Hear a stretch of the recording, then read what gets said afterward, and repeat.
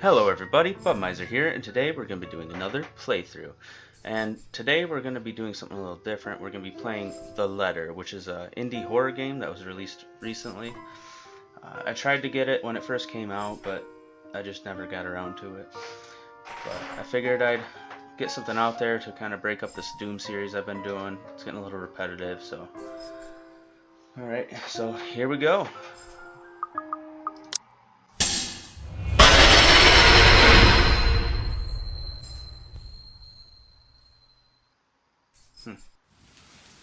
Prologue. The Ermengrade Mansion. It was built for Lord William and Lady Elizabeth Ermengrade of Luxembourg, humble ambassadors of peace and beloved by their people. Both were well known for their compassion and generosity, never failing to extend a helping hand to anyone in need. Under the influence and wealth, what was once a small, sleepy village grew to a prosperous and bustling town. However, the seasons of joy eventually ended when the good nobles perished at the hand of a great plague. Their riches and legacy were henceforth passed on to their only child, Lady Charlotte Ermengrade. The mansion has stood since the 1620s, a witness to a very long history of joy and pain. After Lady Charlotte committed suicide, the great house was eventually left uninhabited. And that is when it began. Surrounding villagers spoke of seeing and hearing unearthly things, of cries and howls that filled the nights, of hearsay of the mysterious woman roaming the hollows and halls aimlessly. People who dared enter its walls were simply never heard from again.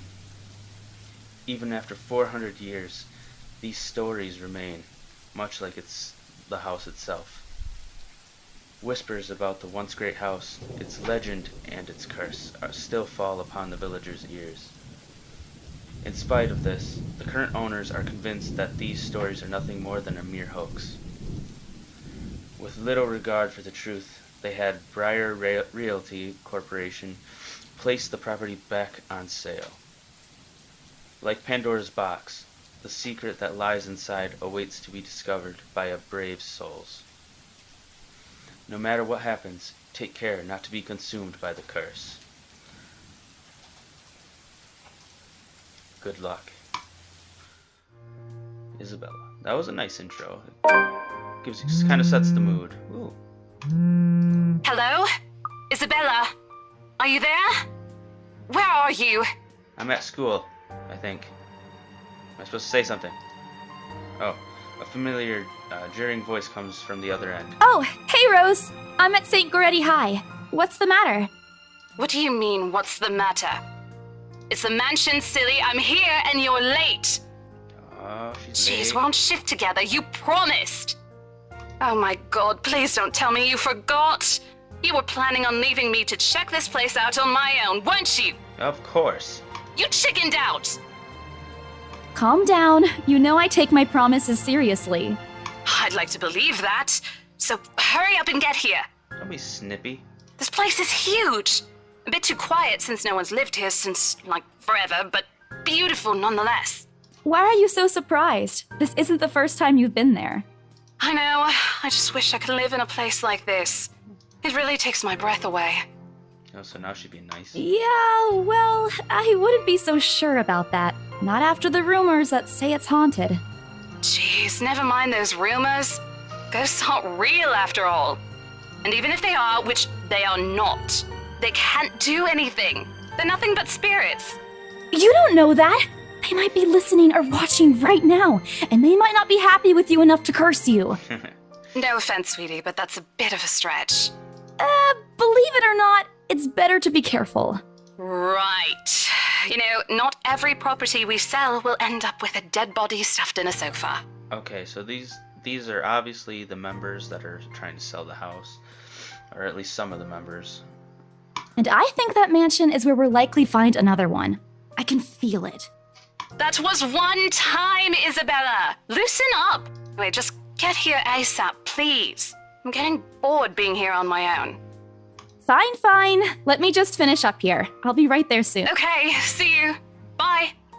Bye-bye. She hangs up the phone before I can respond. Rose, still charming as ever. Oh, Who was that? Yeah, charming. I look up from my phone to see Rebecca. Becca, give me a questioning look. Oh, that? It's just Rose. Rose? The one you said who trained you for your job back when you started? You're working together again? Just for this property. We've been scoping out that big mansion down Anselm Village after the renovations. Today's sort of its grand opening to the public. The RC wants to give it one last check before we let potential buyers tour it this afternoon. Oh, yeah. Wait, mansion? That big spooky one you've been telling everyone about? Didn't you keep saying how it just gave you the creeps? You actually went there? And you're going back? Well, I did promise Rose I wouldn't ditch her. And besides, a job is a job. Gotta do what you gotta do to make a living. That's for sure. As soon as those words left my mouth, Becca let out a soft chuckle. What's so funny? Nothing. It's just that I didn't expect you to say that. Coming from you, it sounds so out of character. Well, thanks. I mean, no offense, but you've been freaking out about the place being creepy ever since you got assigned to it. Cursed rumors and all. I honestly thought you'd back out. Not all the time. I could really use a huge amount of cash right now, and this is just the fastest way to get it. Plus, listen to this. Briar Realty wants it sold as soon as possible, and the agent who lands the deal is going to get a huge bonus! Yay! They never give bonuses like that. Getting that would make life so much easier. The bonus is probably because it's haunted and you probably are going to die. They're desperate, I'm desperate, it's perfect. A sympathetic look crosses her face. You know, if you're really in urgent need of money, you could have just asked me. Or Ashton. We can always let you borrow, and you can pay us back whenever. Oh yeah, so that I have that on my conscience. I have to keep myself from groaning out loud. In the years I've known her, I can already tell what to expect once she has that expression. Becca! I've noticed that you've been living off instant noodles these past few weeks. She crosses her arms and grimaces at the thought. Her voice slightly raises as she begins to scold me. Instantly, I'm reminded why Becca is excellent at her job, teaching boisterous teenagers. Stop eating junk! They're cheap, but they're not good for you. You'll definitely end up in the hospital if you keep at it. Don't tell me what to eat.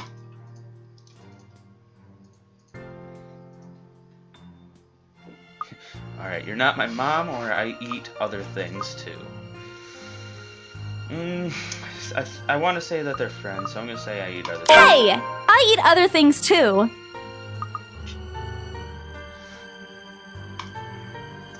I fold my arms across my chest, mimic her posture, and give her the best frown I can muster. The same one I use with my younger siblings when they are being difficult. Instead, she only raises an eyebrow at me. That's not going to work on me. And I saw it when you were cleaning your flat last week.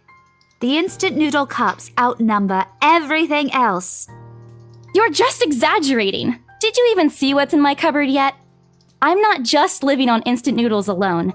I've got canned beans, peas, tuna, ham, and even hamburgers in there. Ooh. Becca's wrinkling her nose by the time I get to the end of the small list. I think she even went a little green on the last one. I would have laughed a little at that if I didn't know what it would only lead to more reprimands from her. Aren't those the same ones you won from the grocer's raffle more than a year ago? Gross. Oh, I sincerely hope you're checking the date stamps on those things before eating them. I don't want a repeat of last year. In any case, those are still not exactly healthier choices, Belle. She shakes her head, possibly laughing at some funny distant memory. When she looks up, I immediately brace myself. More words from her. Sometimes it's just better to let Becca talk until she's out of things to say. But when she turns her attention back to me, there's only warmth in her smile. What am I going to do with you? Don't say that. She says this more to herself than me, her voice shifting to something kinder, even motherly. If I'm looking for an extra word. I hope you know that it's impossible not to worry about you when you're like this. You don't have to keep eating the same thing. If I can't afford anything else, yes it is. I already told you before. You're always free to reheat food in my fridge. Wait. Oh, okay. Your fridge heats food up? No. Thanks, Becca. I really appreciate it, but you don't need to keep babying me. You've been taking care of me since after I moved here. You have to take a break sometime. Alright, so is she your friend or a mother figure? I know she's the teacher, but... And before you ask again, no. You know I'm not a fan of borrowing money. And I'm not going to ask you to give me what you earned hard for yourself. True that. You and your pride. But suit yourself. The offer stays on the table, though. I won't take it. I nod in response, if only to get her to drop the topic. But I'm pretty certain I will never take that offer. Ever. It has nothing to do with pride. I've simply seen plenty of times how friendships can take a turn for the worse just because of a few unpaid debts. That's true. I don't want something like that to happen between me and Becca. We may argue about a lot of small, petty things, but she already feels like a real sister to me. I don't want to lose that friendship over something so trivial. Becca's taking a quick glance at something behind me, probably the cloak hanging above the notice board. Snaps me out of my thoughts. Well, enough chit-chat. Lunch is ending, and my students will be back any minute. We can catch up later. Good luck with your clients. You better treat us to lunch or something if you get that sale. Will do. You bet! With a small smile, she returns to her desk and begins sifting through the pages of a rather thick history textbook. She's probably working out her lesson plan for the next week. Or trying, at least. Her eyes are distant and she doesn't seem too attentive to whatever is on the page. As if she heard my thoughts, Becca starts coughing heavily, her hand hastily going to her mouth and stifle the sounds. And it's precisely why I followed her here in the first place. For someone who makes a habit out of worrying about other people, Becca sure forgets how to take care of herself. Hey, you sure you can manage on your own? I mean, you're still a bit feverish. Hush, dear. Don't you worry about me. I'll just drink some medicine and I'll be right as rain. I level her with a flat look. She has a cold for a couple days now, something about the strange weather not agreeing with her lately. And despite my advice to take the week off and rest, I found her apartment empty when I dropped by this morning. She even left the medicine her doctor prescribed to her. Look at who's being stubborn now. You shouldn't even be working right now. Seriously, you big baby. I'll be fine.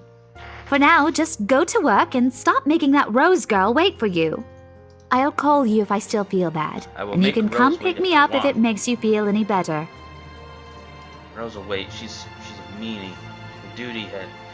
She offers me a reassuring smile, and I can only sigh. Why do I even bother? There's no stopping her once she has decided on something.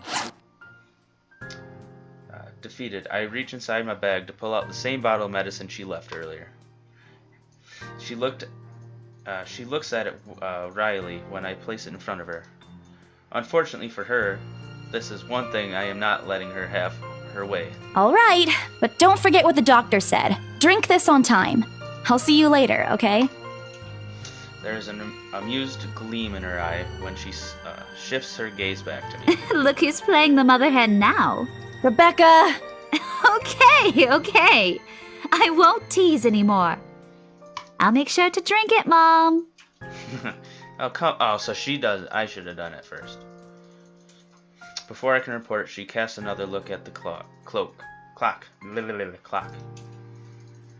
I take that as a sign to finally end my conversation and my short visit. With a wave goodbye, I leave her alone in the classroom and her thoughts. Bye, teacher lady. I hail a passing taxi to take me to the property as soon as I leave the school grounds. The mansion is some way out in the countryside, but I don't have trouble giving the driver directions. Apparently everyone in Luxembourg City knows of it, including every bit of rumor surrounding the place. Just the mention of its name is enough for locals to give you sidelong glances. Just the mention of its name is enough for locals to give you a cautious, sidelong glances. I learned that the hard way the first time I commuted there, and it only boosted my belief that there is something more to this house. Even the news of it being renovated and placed back in the market has caused quite a stir. Thankfully,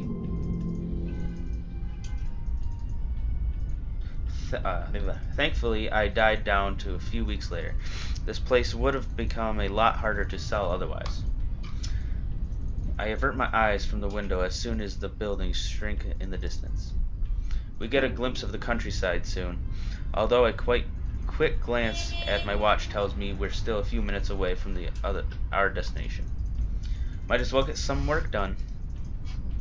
Rose did ask me to do some last-minute review of the mansion documents yesterday. I already looked them over last night, but you never know when things may go wrong. Life has a way of messing things up like that. Halfway through reading the papers, my phone rings again. I pick it up without looking, neatly tuck it between my ear and shoulder. It's probably just Rose again anyway. Rose? No. Guess again. Nope, not Rose. That voice. Ash. Bingo. Hey, what's up? Just checking if you're still cool later this evening. You mean that thing with Zach? Yeah, you know the indie movie he's been working on for months? The premiere's going on tonight at a film fest, and he's really excited to watch it with us. He even called in the middle of the night just to remind me. No, don't worry. I didn't forget. I'll be there. So who's Ash? Do you like Ash, Isabella? Cool, I'll see you later. What time do you get off? Around 6 p.m.? I don't know. It's the first day of the Ermengrade Mansion's open house, and we're expecting quite a number of potential buyers. I'll be booked the whole afternoon. Ermengrade Mansion? You know, the big Jacobean mansion at Anselm Village. I'm on my way there right now, actually. On your own? Yeah, well, Rose is already there, but yeah. I see. Looks like the scaredy cat finally toughened up. Shut up! Ash chuckles from the other end, and I can't help but roll my eyes at him. I'll see you later. Drop me a call when you're done. I'll see if I can pick you up. I just noticed that her contact name in the phone is Ash. Oh, like the Meet the Fockers reference. Whatever! Stupid asshole. Always teasing me whenever he sees a chance. I'll show him who's tough. It takes a few more minutes until I finally reach the infamous mansion. I have to admit, the entire property does look wonderful from the outside. Beautifully situated in the middle of a vast open field with several lush green trees dotting the immediate vicinity that converges in the small woodland nearby. Yet despite all of this, it does nothing to hide that something is just wrong. The surrounding area is unusually silent, and only the rustling of leaves can be heard as the occasional breeze passes. While Anselm Village is just a few miles away, everybody keeps their distance on purpose. Perhaps out of fear, horrified at the thought of falling under the mansion's curse. Somehow it makes me feel sad. The lack of immediate human presence just makes this place all the more eerie than it has any right to be. If it's uncanny in broad daylight, I can't imagine how this place is going to be at night. Are you planning to go inside that place, Missy? Hell yeah. The voice nearly makes me jump out of my skin. Without completely taking my eyes away from the house, I give the driver a confused nod. A beat passes while I wait for him to say more, but his only answer is a non-committal hum and a return of my nod. Blatantly, it occurs to me that he must be waiting for my payment. I mentally slap myself for spacing out and promptly hand him uh, the fare with an apologetic look. I expected him to leave as soon as I paid, but there is a hesitant expression on his face, as if something hasn't been said yet. Is there something wrong? Look, Missy, I'm sure you've heard what the people are telling everyone about that place. Nobody likes to be disturbed when they're at peace. And I'm pretty sure whatever they say is in that house doesn't want to either. I admit they did a good job fixing it up, but there must have been a reason why even distant relatives of the family who used to own the house never lived in there despite inheriting it. No wonder they wanted to get rid of it. Maybe they just didn't like it? You never know. Yeah, just didn't like a mansion, you know. He drives off after, but what he said has left a foreboding feeling in my gut. I breathe out a heavy sigh as I make my approach towards the house. After hearing enough of the rumors, I should have expected the conversation to take that turn.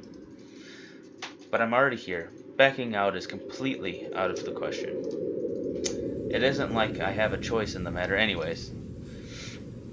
If I want to get that bonus and commission, one way or another, I've got to sell this property. The door is ajar. When I get to it, however, and my own copy of the key dangling in my hand, now useless.